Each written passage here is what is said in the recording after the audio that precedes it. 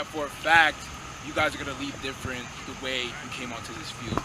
Right, so real quick, what I want to start off with, a couple days ago, I was watching a show called The Cosby Show. Some of y'all might know what that is. If you don't, you're probably too young, but The Cosby Show is, with Bill Cosby, and he plays Mr. Huxtable, and he has his wife, Mrs. Huxtable, and they have about 5 children, I think, and they have their son named Theo. And in this one episode I was watching, Theo wanted to do flying lessons because he wanted to be a pilot or something. And his parents were looking at him like he's crazy because that joint's expensive. You know what I'm saying? Like he wanted to take flying lessons, and his parents were looking at him like he's crazy.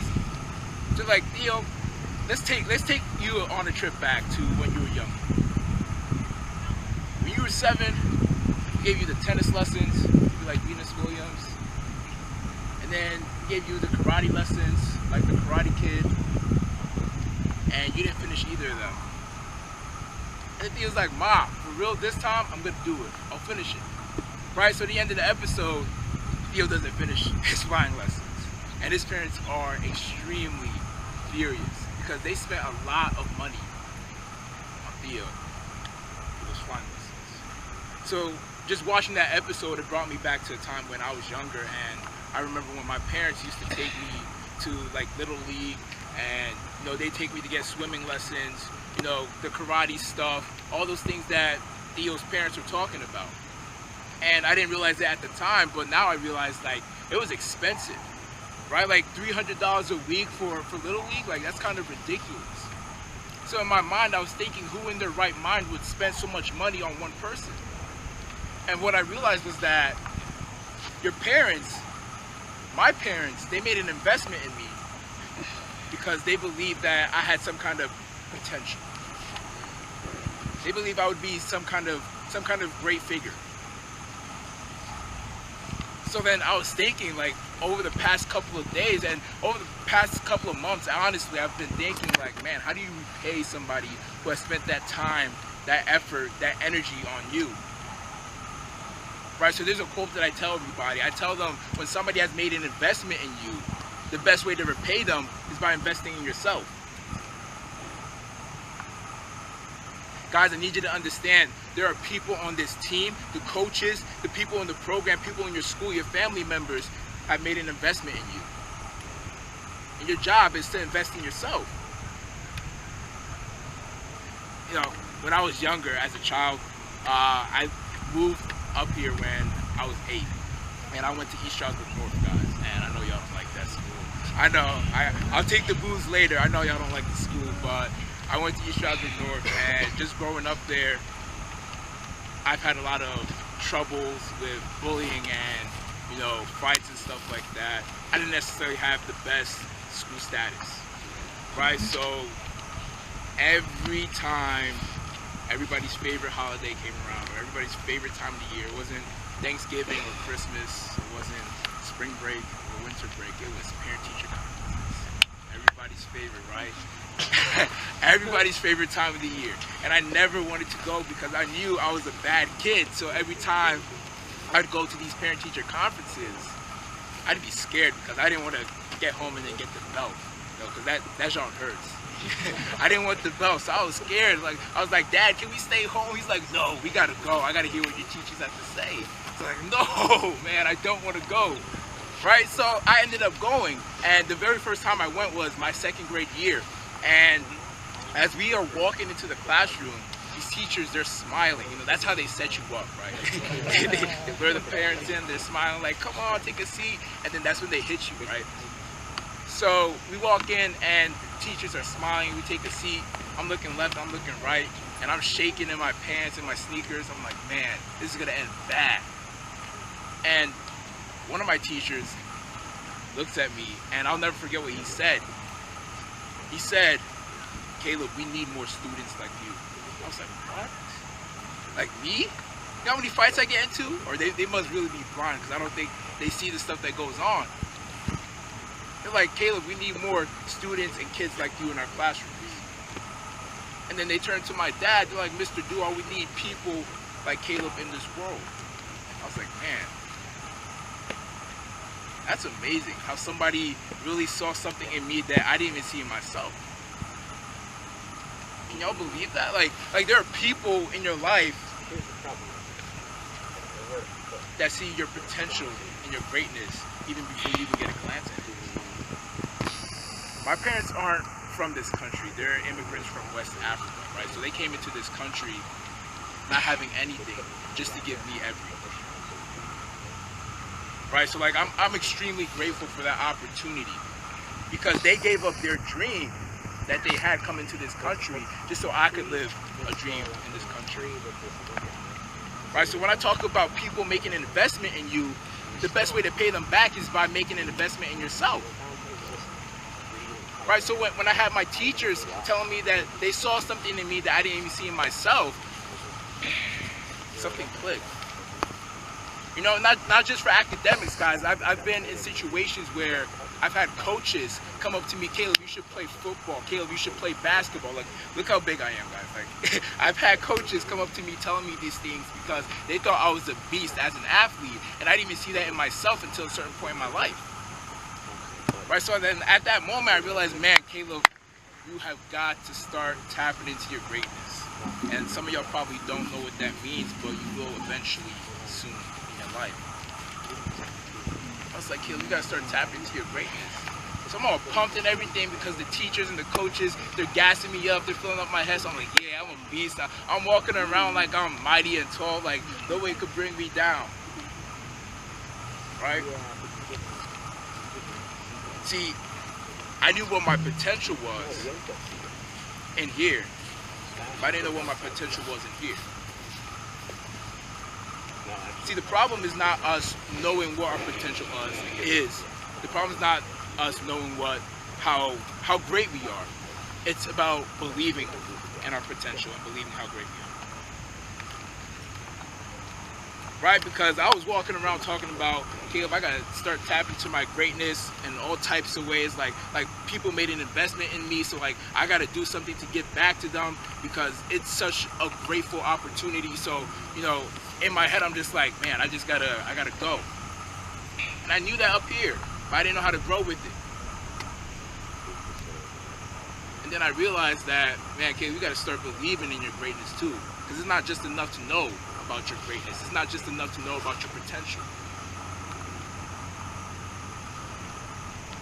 Right? So like when I talk about tapping into your greatness, it's not just a phrase that I say all the time. It's a lifestyle that I live. It's something that I breathe every single day. Guys, you know there's two sides to everything. There's two sides to every story. So I can stand here and talk to you about tapping into your greatness and believing in your potential and everything. But also got to let you know and warn you that when you start doing that, there's also going to be people that don't believe. There's going to be people that doubt you and they don't think it's possible. With whatever you set your mind to, whatever dreams you have, they won't believe it. That's the plain truth.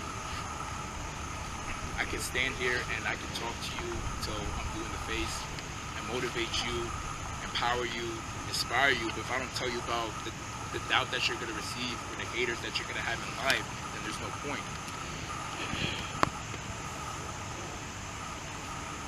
Can I challenge your perspective for a second? Guys, when we hear doubt and we get hate from people, we seem to get discouraged. And the funny thing is, my whole life, I've never really been discouraged by doubt. My whole life, I've never really been discouraged by hate because I allowed it to motivate me. There's a shirt that I carry with me everywhere I go, except for today, unfortunately. But there's a shirt that I have, and it's about this small. And that's the very shirt I was wearing the day I was born. And people will look at that shirt and they look at me now. They're like, that shirt shrunk in the wash or something. I don't believe that was you. Guys, I just want to let y'all know that I was born 2 months premature. And as a premature baby, weighing 2 pounds in the hospital, doctors didn't think I really had a chance of surviving. And y'all know who I'm talking about? Like the doctors that are supposed to save your life, the doctors that people call as heroes, these people didn't believe that I had a chance. My parents believed in me. There are people who were praying for me and they believed in me. Right? So I carry that shirt with me everywhere I go as a sense of, because these people didn't believe in me, I gotta stay motivated. Right? People look at me, they're like, Caleb, why do you get up at 5 a.m. in the morning to train? Right? In high school, as an athlete, running track, that was my main sport. And I was training 7 months in advance before even preseason started. Caleb, why do you train so hard? Why do you train better than everybody else? Why do you train more than everybody else? Why do you wake up at 5 and train, go to school, and then train after? It doesn't make any sense. I don't get it. And some people aren't even going to get it because they don't understand that since birth, I've been doubted. But I didn't allow it to break me. I allowed it to motivate me. Guys, I need you to understand there are people in your life that are going to doubt you. They're going to hate you for who you are. They're not going to like what you do. There's schools and teams out there that aren't going to believe in you. And the problem that I see here today is that we allow that hate and doubt break us down. Right? It's easy to say that we know our greatness. It's easy to say that you believe in your potential when everybody else believes in you. But the moment somebody else doesn't believe in you, or people start doubting you, and you start questioning yourself, is it really worth it?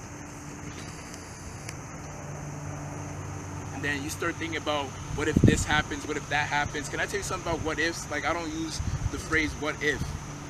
What if this happens? What if that happens? Because then that's when you start developing self-doubt. When you develop that, you're building a wall around your greatness, and it becomes unbreakable. Real quick, if y'all can name one successful person that never believed in themselves, right here, right now, stop talking.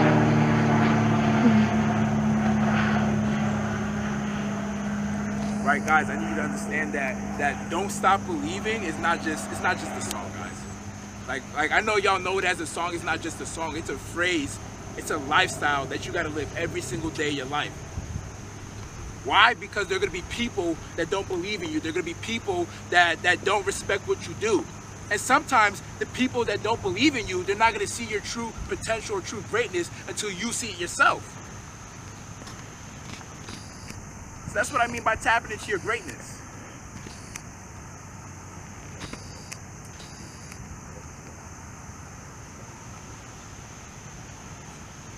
Guys, players, I just want to keep you guys encouraged. I want to challenge your perspective today. So I ask you, are you going to prove to people that don't believe in you, that hate you, that don't care about you, are you going to prove them right? And then all the people that believe in you, that support you, that invested in you, are you going to prove them wrong? Because if that's the case, then you're getting your people mixed up. So don't ever get it twisted. God, you've been given a unique opportunity, not only to play the game of football, not only to be an athlete, but to live life.